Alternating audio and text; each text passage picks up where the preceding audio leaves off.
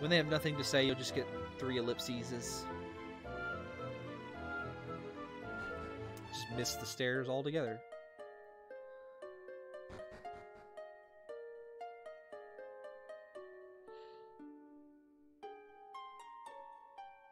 I love how they call him Dermot the Hermit, and like their world is small enough to where this man who just has a house literally on the side of the capital city, just on a cliff, like, you know, a nice cozy little cottage. He's a hermit.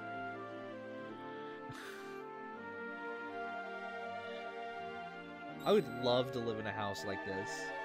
Maybe. Like, the problem with living that close to the sea is, of course, the sea air.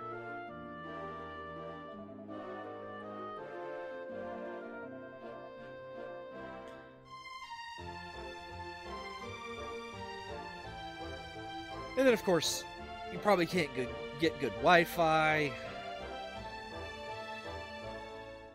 Oh, there's that train.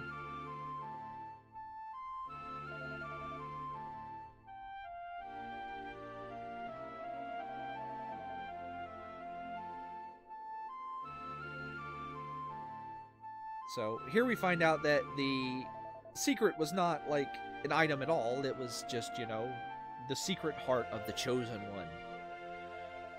Blah, blah, blah, blah, blah.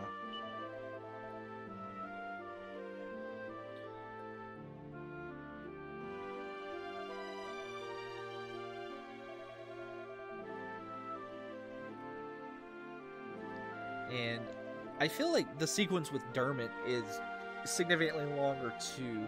Like, there's a lot of stuff they cut out. Just trust me on that if you ever play the PlayStation 1 version.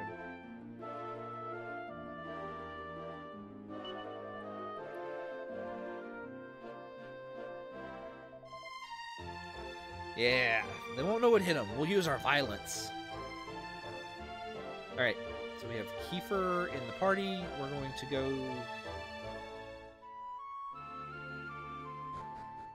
We're not going to do anything right now. We're going to... This is where we get separated, I do believe. We have 170 gold.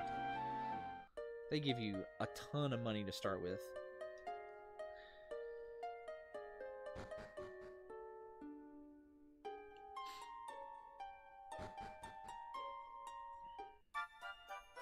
Bye-bye, Kiefer. It was nice having you in the party for the 5 minutes you were in. At least you were in the party longer than Maribel. I'm going to open a soda now.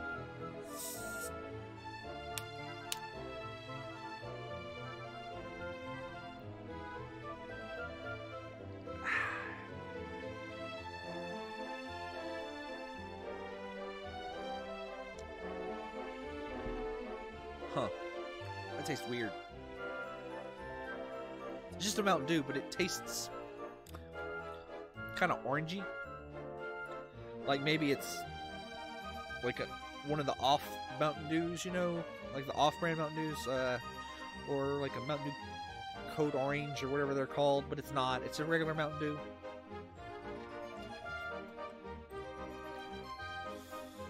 I love how they're trying to guilt Kiefer into like doing, like just coming with them.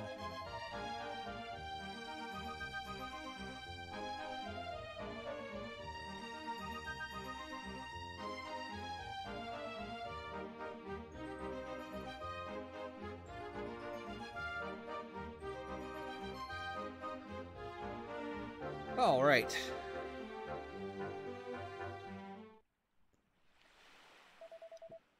This is not creepy at all. This man just snuck into my house.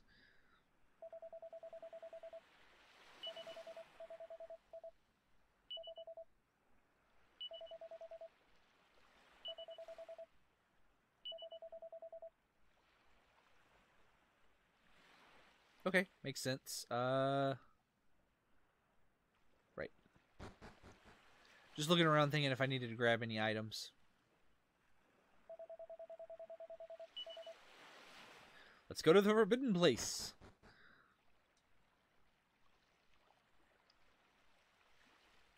I wonder, like, who declared that forbidden? And, like, what was their reasoning for that? This right here is something that they do a lot in this version of the game that I do appreciate. So they'll do a fade to black and like have your characters automatically walk places at several points in the story, and that's very, very good. It's something that I'm glad they do. It does significantly speed up this whole process here. Yes, we're all set. Now we just get to ask very nicely to let us in.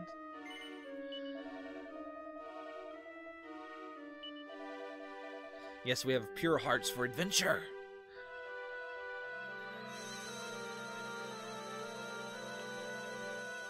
Yeah, that does taste weird.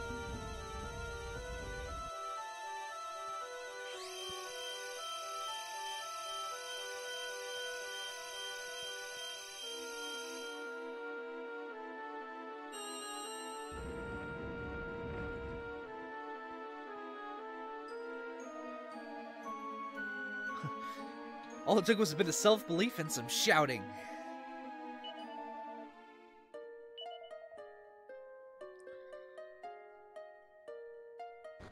Anyway, inside we go to the Shrine of Mysteries. And the Shrine of Mysteries is much different than it is in the PlayStation 1 version, because of the addition of one new feature. And it's that guy right there. He's not in the PlayStation 1 version of the game. He does have a very, very important function, though.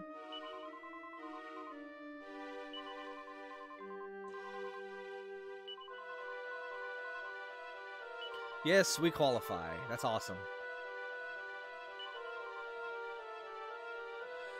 So, in the PlayStation 1 version, you have to do, you have to talk to these statues, and then you go into them, and the graves of these great saints, or whatever they're called, and there's, if I'm remembering correctly, there are actual puzzles and stuff down there. Also, we want to grab these. Get these fragments.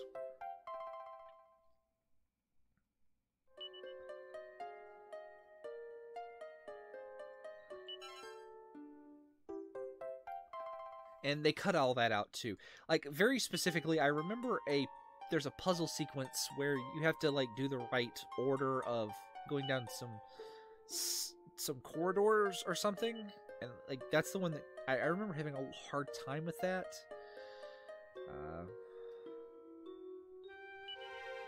But it's been, gosh, 2008, let's say.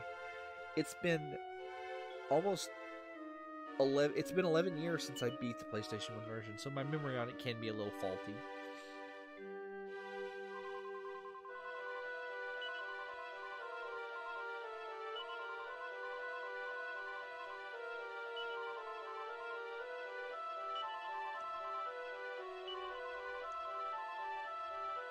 Okay, we can do that.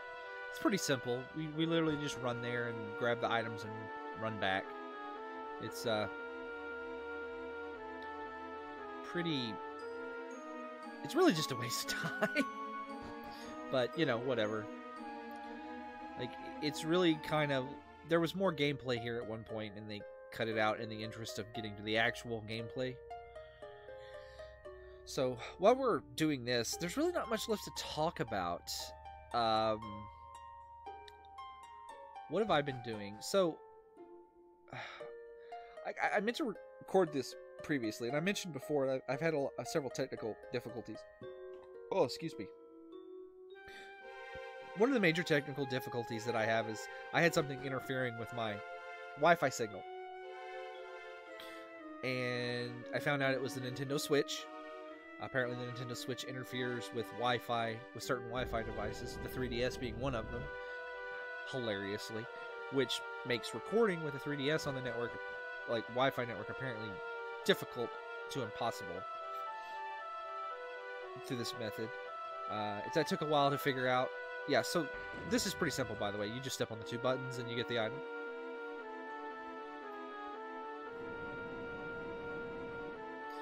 And of course, when I actually got all that sorted out and recorded and got through this opening sequence here, I had a Windows update, and Windows likes to mess with my sound settings when it does an update. So, like, basically all the dials will be in the same place, but they'll more or less function differently. So I've got to reset everything every time there's a major Windows update. Not every time, but a good portion of the time. Like, I hopped in Discord yesterday, so it would have been Sunday. Today's Monday. It's currently Veterans Day. But I hopped in Discord yesterday because we were playing D&D, and we're running through Dragon Heist, and I got on the DM, was like, holy crap, you're loud, because it had reset my sound settings and made my microphone super loud. And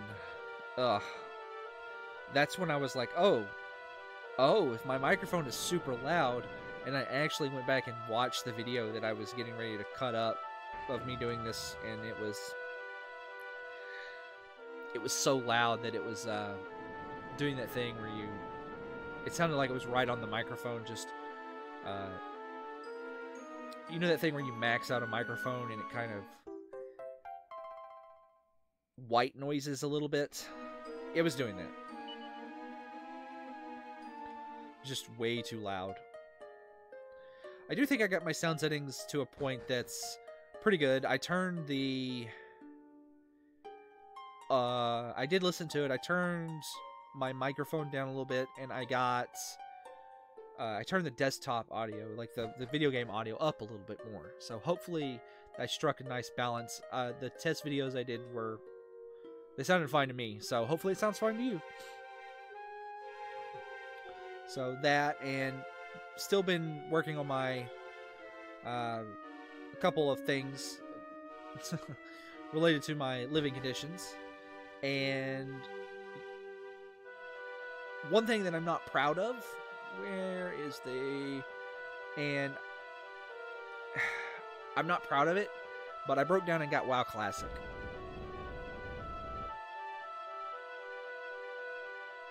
Basically, I was part of some conversations that we were talking about old MMOs.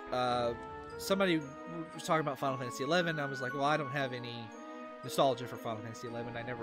I tried to play Final Fantasy XI because I had a friend of mine, his wife was huge into Final Fantasy XI, and she would talk it up. And yeah, I was like, I'll try an MMO. I really like Final Fantasy. But the player base in Final Fantasy XI is awful. They're bad, and I put the game down and walked away. It's like, I do believe that was around the time of Cataclysm. That Cataclysm had came out. That we had tried Final Fantasy XI, and I put Final Fantasy XI down pretty quickly because that's why I had quit WoW, for that same treatment. Because WoW had started to get that way in Cataclysm, especially. I quit WoW in Cataclysm originally because my... what was I doing? I actually came into Cataclysm late. I was about a month late because I couldn't afford it for some reason. Like, I couldn't afford to play WoW at the time. Like, I didn't have money for the expansion and a month of game time. That's like $75. And I was like, okay, I'll save up and get the money over 2 months. So I was like a month and a half, 2 months late to the launch of the game. So everybody else is already at a point where they have rushed to the top of everything, and I'm trying to gear up and do heroics. I'm trying to get gears to do heroics in the Cataclysm, and everybody's like literally vote kicking me from the groups because my gear is like fresh level cap gear. It's like, oh, well, and I'm like, oh gosh, I just can't. I can't. What is wrong with you people?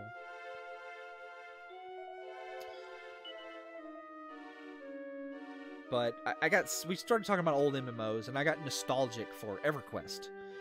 And I played EverQuest back. I started EverQuest in the ruins of Kunark and Velius. Like, the ruins of Kunark, Velius had been announced, but it was still Kunark is when I started. And I played on a server called Rawless Zek. and we got to talking about like just like our old MMO experiences, because somebody was doing something. They were talking about Final Fantasy 11, and I was like, oh, but EverQuest though. And I just got this super nostalgia boner, and then I looked into EverQuest, and I was like, I was like, nah, I'm not gonna play EverQuest. And then somebody was like, well, WoW Classic. And then a friend of mine, so a couple of people I know were like, well, we're playing WoW Classic, and they basically tricked me into installing it, and I've been playing that as well. Been playing it pretty slowly. Decided to roll Alliance because I have been Horde for a very long time. Basically, my first character was a Night Elf Druid. I got him to level 29. And then everybody was, well, no, let's play on a PvP server. So I was like, okay. And they wanted to roll Horde. So I was like, okay, that's fine. We rolled Horde, and I was a Tarn Druid. And I have had that same Tarn Druid since Classic. It's the same character I always play. I do not have any other characters and have never had any other characters at max level other than my Druid. I have this weird thing in my brain where it's like, well, you know, Druids can tank, they can heal, they can do DPS, melee, and ranged. Why would you need any other class? It's the same problem I had playing other MMOs, like after World of Warcraft came up. Of course, that's like another discussion where like a lot of these MMOs were trying to out World of Warcraft, and you end up in this situation where it's like, oh, well, it's trying to be like World of Warcraft.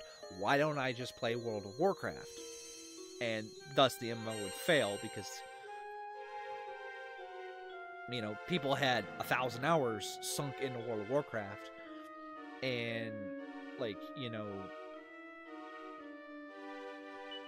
there just wasn't the player base that there was in World of Warcraft. Not as many people to play with. Their friends are still playing World of Warcraft. But yeah, I've been having fun playing Classic. Decided to roll Alliance. Just because I hadn't gotten past... I got to level 29. I did Duskwood. So I did Westfall, Duskwood, and Red Ridge originally, and the Night Elf starting zone, whatever. And I was like, you know what, I'm gonna do this. We're gonna do, and so I've been doing like all the different starting zones, stuff like that, to kind of see what it was like on the other end. Because I'm not really big on alts. I'm not an altaholic, as it's called. So.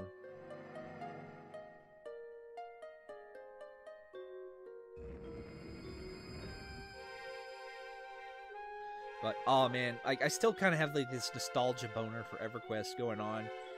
Because, so, if you don't know anything about EverQuest, EverQuest came out like 97. So, this would have been like 1990, like 2000 or so, I think. When I'm talking about it.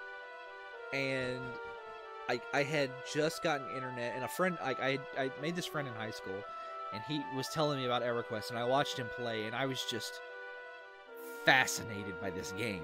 Alright, and we played on, and he got me into it. I begged my mother, like, can we get internet? Can we get internet? Can we get internet? We gotta get DSL. We gotta get DSL. And I saved up, and I bought a computer just to play EverQuest. No.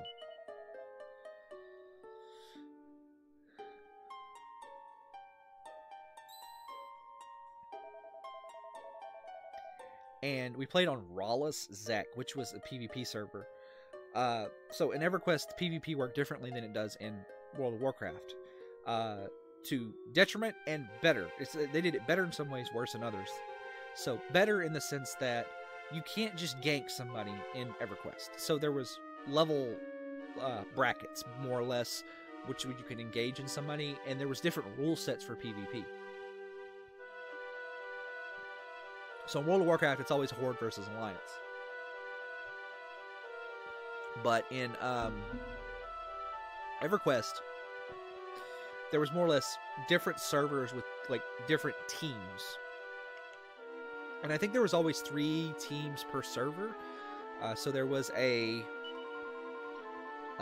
racial server, a alignment server, a religious server, and then there was Rawless Zek, which was free for all.